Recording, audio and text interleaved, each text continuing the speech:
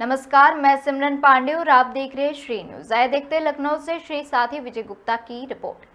महाकुंभ 2025 के ऐतिहासिक आयोजन और उसके विराट प्रबंधन को अब एक पुस्तक के रूप में दस्तावेजी स्वरूप दिया गया है। लखनऊ के होटल ताज में महाकुंभ 2025 श्रद्धालु 66 करोड़ के पार पुस्तक का भव्य विमोचन किया गया। प्रयागराज के लेखक डॉक्टर गोविंद कुमार सक्सेना द्वारा लिखी गई इस पुस्तक में महाकुंभ को केवल धार्मिक आयोजन नहीं बल्कि आस्था, संस्कृति, सुशासन और प्रशासनिक दक्षता के अद्भुत संगम के रूप में प्रस्तुत किया गया है। पुस्तक में सुरक्षा, यातायात, स्वच्छता, तकनीकी प्रबंधन और करोड़ों श्रद्धालुओं की सुविधाओं का विस्तार से वर्णन है। कार्यक्रम में न्यायमूर्ति संजय कुमार सिंह, आयुक्त विजय विश्वास पंत समेत कई गणमान्य लोग मौजूद रहे। वक्ताओं ने इसे आने वाली पीढ़ियों के लिए महाकुंभ का महत्वपूर्ण दस्तावेज बताया है। महाकुंभ 2025 जैसा कि आप लोग को पता ही होगा कि 144 साल बाद जो है इस तरीके का संयोग बना था प्रयागराज में।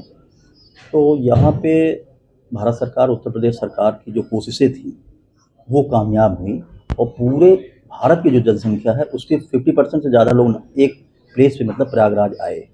इसीलिए इसको स्पेशली मैंने 66 करोड़ से पार लिखा हुआ है। इसमें क्या है, इसमें भारतीय जो हिंदू परंपरा है, भारतीय परंपरा है, वो नौ पीढ़ी के लिए, जनजेट के लिए उसको पता होना चाहिए कि संस्कार क्या है, रिलीजन क्या है और किस तरीके से हमें आगे इसको कैरी करना है। ठीक है, आई मोबाइल अपने हाथ में रखे, लेकिन जो हिंदुओं या भारतीय परंपरा है, सनातन परंपरा है, उससे भी अनभिज्ञ न रहे। के माध्यम से आपका बहुत अच्छा है। किताब में मैंने कलम की निष्पक्षता पे जो है पूरा ध्यान रखा। किसी भी तरीके से किसी एक पक्ष, किसी एक उसका मैंने कभी वो नहीं लिया है। और इस पे जो रखा है वो सरकार का प्रबंधन रखा है, साधु संतों का सनातन के प्रति विश्वास देखा है और भारतीय 25 और भारतीय जो जनमानस है, भारतीय लोग जो है उनकी आज भी उतनी आस्था है जितनी पहले थी। इसमें मैंने आज जो है वो हिंदी भाषा और उसका अनुवाद जो है अंग्रेजी भाषा, आंग्ल भाषा, दोनों का आज अनावरण, लोकार्पण या विमोचन हो रहा है।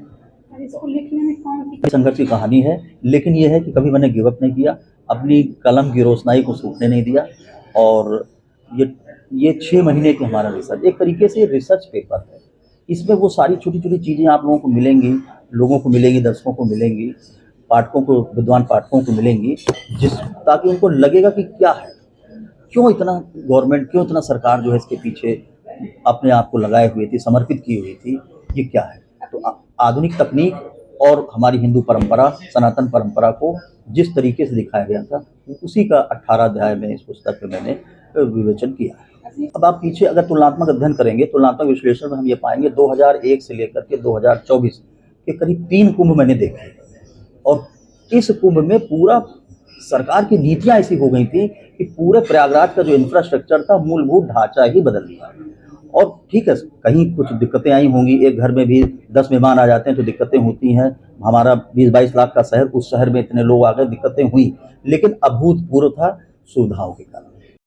बहुत लोकार्पण कवि सम्मेलन ये सब तो बहुत होते रहते हैं, लेकिन जब प्रयागराज की बात हो और इसका अवसर ईश्वर की कृपा से और विशेष करके प्रतिष्ठित अधिवक्ता, उतने ही उत्कृष्ट लेखक, करोड़ के पार और महाकुंभ का संदर्भ है, तो निश्चित तौर पर कहा जाता है कि जो किसी को एक साथ कर ले, तो जब ऐसे लोगों की उपस्थिति होती है तो प्रयाग के तीर्थ का लाभ, अगर वो प्रयाग से बहुत बाहर भी है, लेकिन भरपूर तालियां हो। आइए हम लोग लोकार्पण की ओर चलते हैं। गोविंद सक्सेना जी को अशेष बधाइयां।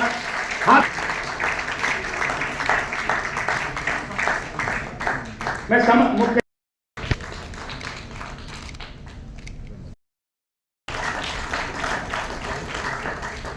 देखिए, एक बात स्पष्ट कर दूं, मुझे पता है पूरे सम्मान के साथ ऐसा कार्य होता है।